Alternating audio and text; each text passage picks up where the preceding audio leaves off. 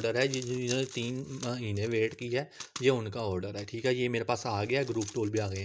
ये 2 जोड़ियाँ, पहले तो ये जो है ना इनका नाम है शाज़िया अख्तर नाम है इनका, और ये रावलपिंडी से इनका तल्लक है। ये लीजिए आपका न्यू ब्रांड ये है।